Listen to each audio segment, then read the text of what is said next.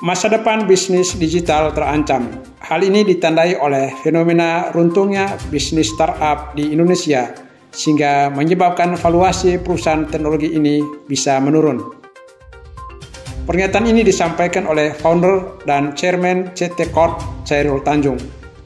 Pengusaha yang akrab disapa CT ini mengatakan, masalah yang dihadapi oleh perusahaan teknologi saat ini bukan hanya valuasi turun, tetapi juga banyak perusahaan teknologi terancam bangkrut sehingga berdampak pada pemutusan hubungan kerja atau PHK massal karyawan.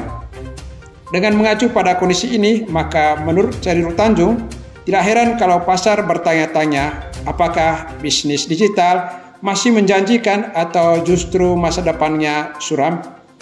Pertanyaan adalah, apa yang memicu valuasi perusahaan teknologi cenderung menurun? Hingga saat ini memang belum ada data akurat terkait faktor yang menyebabkan banyak perusahaan teknologi runtuh.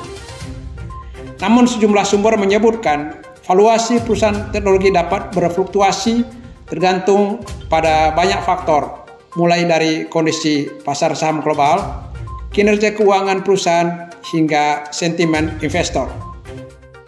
Pada beberapa saat dalam beberapa tahun terakhir ini, valuasi perusahaan teknologi terdapat mengalami penurunan tajam dalam jangka pendek karena beberapa faktor yang mempengaruhi pasar, seperti kenaikan suku bunga, tekanan regulasi, penurunan kinerja keuangan perusahaan, dan faktor-faktor lain yang mempengaruhi pasar secara keseluruhan.